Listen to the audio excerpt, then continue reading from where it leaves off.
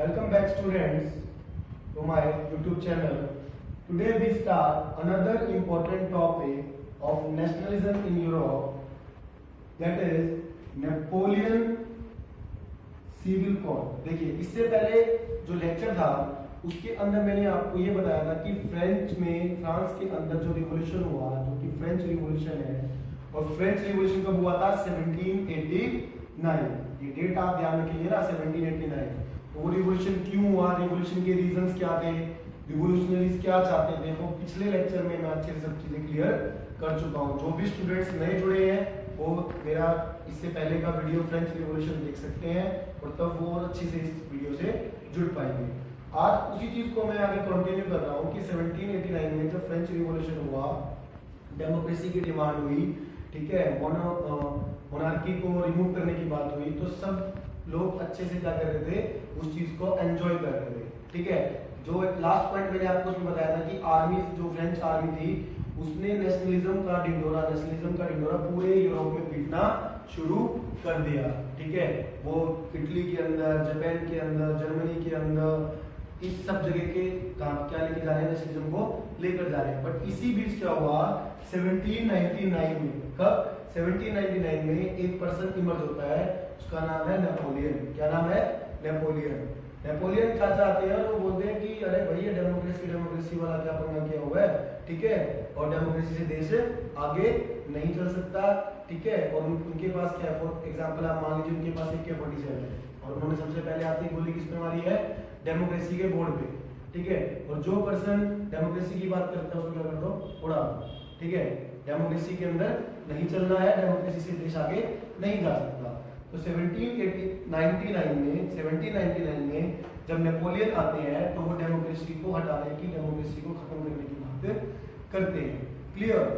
1799 से 1815 तक, इस डेट का आप ध्यान रखेंगे, 1799 से 1850 तक इस बीच में किसका राज रहा है? नेपोलियन का राज रहा है फ्रांस के ऊपर। इसलिए देखिए मैंने नेम बीच में लिखा है। इसी बीच 1804, ये डेट 1804 को नेपोलियन अपनी एक कोड लेके आते हैं। अपनी, देखो कोई भी सिस्टम आता है तो वो रूल रेगुलेशन लेके आएगा, सेम एज इट इज। जब नेपोलियन आते हैं तो अपने अकॉर्डिंग रूल रेगुलेशन फ्रांस में लेकर आते हैं कि अब से कुछ पहले वाला लागू नहीं होगा, अब से क्या लागू होगी? Civil code. और देखिए नाम किसने दिया है? नेपोलियन ने। तो इस सिविल कोड को नेपोलियन सिविल कोड भी बोला जाता है। डेट आप कैसे ध्यान रखेंगे कि 1799 से 1850 तक नेपोलियन रहा है, नेपोलियन ही सिविल कोड लेके आया है, तो वो डेट क्या रहेगी बीच में? तो देखिए 1799 से 1815 के बीच में क्या है? 1804 में क्या है? Napoleon civil code. अब मैं इसके बिल्कुल बुलेट फॉर्म में पॉइंट्स आपको बताने जा रहा हूँ कि क्या चेंजेस किए नेपोलियन ने और क्यों किए। सबसे पहले नेपोलियन ने बात की इक्वालिटी बिफोर लॉ। ठीक है, देखिए इक्वलिटी बिफोर लॉ की बात की, मींस कि कानून के सामने सब लोग क्या है? बराबर है। कि भैया यहाँ पे कोई भी सलमान खान शाहरुख खान नहीं है। ठीक है, अगर मैंने क्राइम किया है तो मुझे भी कोई सजा मिलेगी, अगर सलमान खान ने भी क्राइम किया तो उसे भी कोई सजा मिलेगी। सेम चीज नेपोलियन ने की कि अगर एक कॉमन पीपल ने कोई क्राइम किया है तो उसका जो पनिशमेंट है, आर्मी के पर्सन ने किया है उसका पनिशमेंट है, कोई हाई क्लास मिडिल क्लास के पर्सन ने क्राइम किया उसका पनिशमेंट है, सब क्या रहेगा? Same. That is equality before law. और यही चीज अगर आप हमारे देश में भी देखेंगे तो in constitution of India article 14, कौन सा आर्टिकल है? 14। इंडिया के कॉन्स्टिट्यूशन में कौन सा आर्टिकल है? Article number 14। किसकी बात करता है? इक्वलिटी बिफोर लॉ, कि कानून के सामने सब बराबर है। क्लियर? सेकंड पॉइंट देखिए, राइट टू प्रॉपर्टी। किसकी बात की है? Right to property. मींस कि अब नेपोलियन ने बोला कि भैया कुछ नहीं, जिसके पास पैसा है और जो कैपेबल है वो प्रॉपर्टी खरीद सकता है। सबको इक्वल राइट है कि वो अपनी संपत्ति खरीद सकता है, संपत्ति बना सकता है।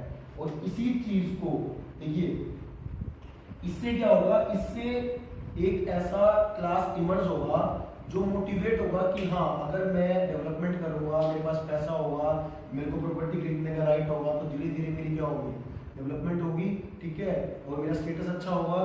तो ये राइट किसने दे दिया? नेपोलियन ने आम लोगों को दे दिया कि अगर आपके पास पैसा है तो आपके पास प्रॉपर्टी खरीदने का कंप्लीट आपके पास क्या है? राइट है। सेम इसी पॉइंट को मैं अगेन इंडिया के अंदर अगर रिप्लाई करूं तो आपने छोटी क्लास में पढ़ा है कि हमारे जो फंडामेंटल राइट्स हैं, ठीक है, फंडामेंटल राइट्स हैं जो हमारे, उसके अंदर आपने पढ़ा है कि पहले जब कॉन्स्टिट्यूशन बना था तो 7 बेसिक फंडामेंटल राइट्स थे, लेकिन अब कितने हैं? 6। उसमें से एक राइट टू प्रॉपर्टी था। क्या राइट था? Right to property. लेकिन अब ये फंडामेंटल राइट नहीं है, इस राइट को फंडामेंटल वाले पॉइंट से रिमूव कर दिया गया है और अब ये क्या है? Illegal right. पहले ये क्या था? एक फंडामेंटल राइट, यानी कि पहले ये जो चीज थी ये आर्टिकल 12 से 35 के बीच में कॉन्स्टिट्यूशन के अंदर था, ठीक है, इसको बोलते हैं फंडामेंटल राइट्स। और अब ये कहाँ पे है? यही आर्टिकल है, आर्टिकल 300A के पार्ट में क्या है? Right to property. देखो आप ये चीज देख रहे हैं ना कि कॉन्स्टिट्यूशन, हिस्ट्री, सब चीजें जुड़ी हुई है। सिमिलरली थर्ड पॉइंट देखिए, उन्होंने बोला कि फ्यूडल सिस्टम का क्या हो जाएगा? एंड। अब यहाँ पे बेटा फ्यूडल सिस्टम का मीनिंग क्या है? देखिए फ्यूडल का मतलब है किसी के अंडर, ठीक है। जैसे मैंने आपको पिछले लेक्चर में एक चीज बताई थी कि पूरा फ्रांस 3 पार्ट में बटा हुआ था, फर्स्ट स्टेट, सेकंड स्टेट और थर्ड स्टेट। और थर्ड स्टेट में क्या थे? कॉमन पीपल, ठीक है। और थर्ड स्टेट जो सबसे लोअर था वो अपर के लिए क्या करता था? वर्क, ठीक है। इसको आप सिंपल एक और तरीके समझिए कि सबसे ऊपर कौन थे? धर्म यानी कि चर्च, उसके नीचे क्या था? राजा, उसके नीचे क्या है? जो आपकी बिजनेस क्लास है, और सबसे नीचे क्या है? लोअर क्लास, जिसमें कि लेबर आती है, पीजेंट्स आती है। तो लेबर, पीजेंट्स वो किसके लिए काम करते थे? वो राजा के लिए, ठीक है, और बिजनेस क्लास के लिए काम करते थे। तो उस सिस्टम को क्या कर दिया गया? खत्म, कि अब सब फ्री है, अब कोई किसी के अंडर नहीं है, तो सब फ्रीली अपना काम कर सकते हैं। तो एक बात समझ रहे हो आप? देखो फ्रीडम दिया सबको, राइट टू प्रॉपर्टी दिया, इक्वलिटी बिफोर लॉ दिया, अच्छी फीलिंग आ गई, है ना। तो इसी तरह से नेक्स्ट उन्होंने चीज की, फ्री पीजेंट्स फ्रॉम सेफर्डम। देखिए यहाँ सेफर्डम का मतलब क्या है? एक मैंने आपको पिछले लेक्चर में भी एक पॉइंट बताया था, इसलिए मैं बार बार आपको बोल रहा हूँ कि जो स्टूडेंट इस लेक्चर से जुड़े हैं वो पिछले लेक्चर को भी एक बार देखें, तब आप यहाँ पे ज्यादा कंफर्टेबल हो पाएंगे। सेफर्डम का मतलब एक तरह से आप लगा लीजिए फोर्सफुल, कि पीजेंट्स को क्या करते थे? फोर्सफुल उनसे अपने लैंड पे वर्क कराया जाता था। इसको हमने एक वर्ड दिया था बेगार। बेगार का मीनिंग क्या था? कि आप क्या करवा रहे हो? काम करवा रहे हो किसी से, लेकिन आप उसको कुछ भी पे नहीं कर रहे। ये सेम चीज हमने नेशनलिज्म इन इंडिया में पढ़ा था, और ये बेगार कहाँ कराई जा रही थी? ये सेम चीज आपकी असम के टी प्लांटेशन के अंदर भी करवाई जा रही थी। तो यही चीज की नेपोलियन ने कि अब से जो पीजेंट्स हैं वो फ्री है, कोई बेगार नहीं कराई जाएगी, कोई फोर्सफुल वर्क कराया नहीं जाएगा। और इस चीज को मैं फील कर सकता हूँ अपने कॉन्स्टिट्यूशन में भी। जो इंडियन कॉन्स्टिट्यूशन है उसका आर्टिकल 22, 23, 24, इसमें 22, 23 वो स्पेशल किस पे फोकस करते हैं? सेफर्डम, किसी भी तरह से बेगार बॉन्डेज लेबर नहीं कराई जाएगी। Clear? Next point, guild restrictions were removed. यहाँ पे सबसे पहले आप एक वर्ड देखिए, गिल्ड। गिल्ड का मीनिंग होता है ग्रुप। क्या होता है गिल्ड का मीनिंग? ग्रुप। कि जितने भी बिजनेस क्लास है, जैसे मान लीजिए एसोसिएशन मान लिया आप एक तरह से, ठीक है।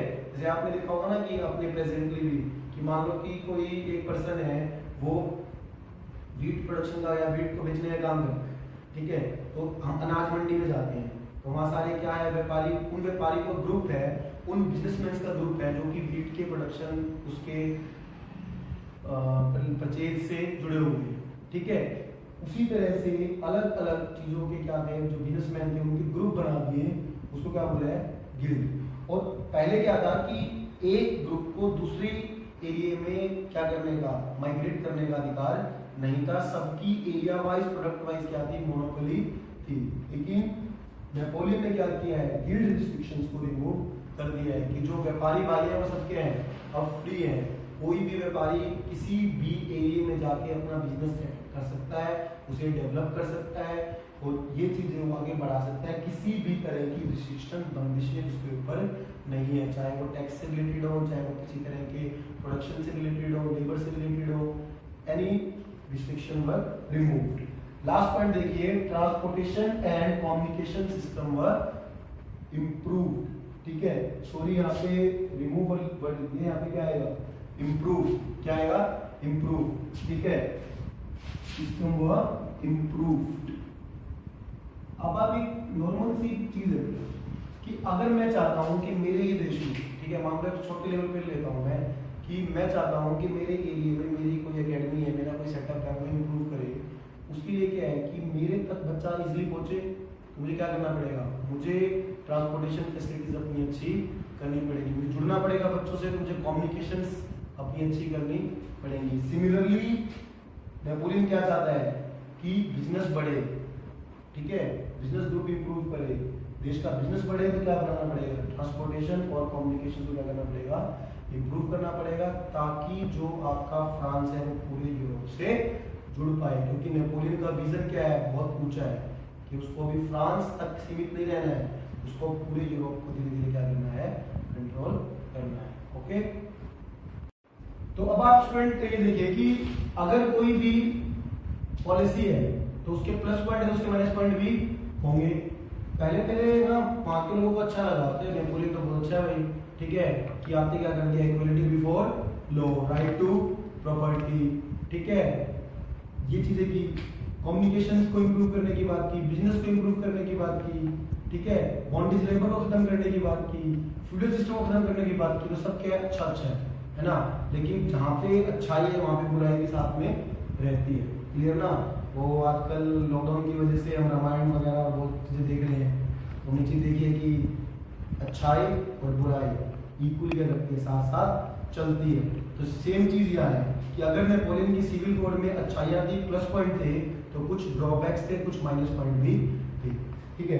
देखिए पहला जो उसका माइनस पॉइंट था, इंक्रीज टैक्स। एक छोटी सी बात बताइए कि मैं चाहता हूँ कि मेरा देश अमेरिका बन जाए, है ना, मुझे अमेरिका की तरह यहाँ पे सारी फैसिलिटीज मिले, अच्छे रोड्स हो, मेरा कम्युनिकेशन बिल्कुल नेट मेरा 5G 7G 8G 10G हो देश के अंदर, ठीक है। तो इन सब के लिए क्या चाहिए, पैसा, फ्री में तो कुछ नहीं होता ना, ठीक है। तो इसके लिए क्या होगा, टैक्स बढ़ेगा। सेम चीज कि क्या करना था नेपोलियन को, नेपोलियन ने भी सिविल कोड में बोला कि मुझे गिल्ड का क्या करना है, रिस्ट्रिक्शंस रिमूव करना है, बिजनेस को ऊपर लेके आना है, ठीक है, कम्युनिकेशंस को इम्प्रूव करना है। एक और चीज ध्यान दीजिए जो मैं लास्ट बोला था कि नेपोलियन का विजन सिर्फ फ्रांस तक नहीं रुकना है, उसे पूरे यूरोप पे अधिकार करना है। तो उसे आर्मी क्या चाहिए, स्ट्रॉन्ग वेपन क्या चाहिए, न्यू वेपन चाहिए, न्यू टेक्नोलॉजी चाहिए। तो उसकी सब चीजों के लिए क्या चाहिए, पैसा। सिंपली उसने क्या किया, टैक्स को इंक्रीज किया। लेकिन आप रिकॉल कीजिए कि मैंने बोला आपको फर्स्ट लेक्चर में कि थर्ड स्टेट यानी से लोवेस्ट लेवल पे क्या है, कॉमन पीपल, और सबसे ज्यादा पॉपुलेशन किसकी है, कॉमन पीपल की। जो टैक्स इंक्रीज किया है इसका सबसे ज्यादा इफेक्ट किस पे पड़ेगा, कॉमन पीपल पे। टैक्स इंक्रीज किया और कॉमन पीपल से सबसे ज्यादा इफेक्टिव हुए। क्लियर। सेकंड पॉइंट, सेंसरशिप वर इम्पोज्ड। अब यहाँ पे सेंसरशिप का मतलब क्या है, सेंसर मतलब चुपचाप चुप बनाओगे, ठीक है। तो नेपोलियन ने बोला कि मेरे खिलाफ, गवर्नमेंट के खिलाफ, गवर्नमेंट की पॉलिसीज के खिलाफ, आर्मी के खिलाफ आप कुछ भी बोल नहीं सकते, आप कुछ एक्सप्रेस नहीं कर सकते, आप किसी न्यूज़पेपर में छाप नहीं सकते। मीन्स आपका राइट टू स्पीच ओवर, ठीक है। मैं दे रहा हूँ ना आपको फैसिलिटी, मैं आपको फैसिलिटी दे रहा हूँ, बट आपको सब मेरा मानना पड़ेगा। आप किसी चीज के लिए आर्ग्यूमेंट नहीं कर सकते। तो उसने किसकी बात की, सेंसरशिप की। लेकिन एक बात बताइए, है ना, मैं मेरे लेक्चर में एंड में हमेशा बोलता हूँ कि जो भी आपको कमी लगती है आप फीडबैक दीजिए, ठीक है। तो मैं कहता हूँ भैया मेरी कमी नहीं बतानी, ठीक है। तो अच्छा नहीं लगेगा आपको, क्योंकि आप फिर डाउट्स नहीं पूछोगे, क्लियर नहीं होगा। सेम कि जो कोई भी अगर आपको डाउट है नेपोलियन की सोच पे, तो आप कोई क्वेश्चन नहीं कर सकते, गवर्नमेंट से कोई क्वेश्चन नहीं कर सकते। Last point, force to join army. For example मान लीजिए एक पर्सन घर में सोया हुआ आराम से, लॉकडाउन में मैं सो रहा हूँ, ठीक है, और क्या हुआ, उसको आए घर में, उसको उठाया, खींचा बेड से, उठ उठ, वो नहीं उठ रहा, मैं सो रहा हूँ, उठाया नहीं, भैया आर्मी में चल रहा है, आर्मी ज्वाइन करनी है। तो कोई मन नहीं है, बट फोर्सफुली क्या करा दी, ज्वाइन। इसका रीजन क्या था आर्मी ज्वाइन कराने का, उसको आर्मी का जो नंबर ऑफ सोल्जर्स है इंक्रीज करने हैं, क्योंकि उसको पूरे यूरोप पर अटैक करना है, कंट्रोल करना है। तो ये सब क्या थे, तीनों ड्रॉबैक ऑफ नेपोलियन। तो इसीलिए देखिए 1815 में नेपोलियन का राज क्या हो गया है, खत्म। कब खत्म हो गया है, 1815 में राज क्या हो गया है, खत्म। स्टूडेंट्स अब मैं 2-3 डेट्स जो भी लेक्चर्स में आई हैं वो मैं आपकी रिविजन कर देता हूँ। देखिए सबसे पहले हमने पढ़ा था 1789 में क्या हुआ? French revolution. क्या हुआ? French revolution. क्लियर? ये डेट आप ध्यान रखेंगे। उसी तरह आप सेकंड देखिए कि 1799 से 1815 तक, अभी मैंने आपको बताया कि इस बीच कौन है? नेपोलियन। क्लियर? और इसी डेट के बीच में 1804 में क्या ये कॉमन सिविल कोड कह दीजिए, नेपोलियन सिविल कोड कह दीजिए। क्लियर? तो ये आपकी total 4 dates, 1789 French revolution, 1799 Napoleon emerge, 1815 Napoleon end between this 1804 coming of common civil code और नेपोलियन सिविल कोड।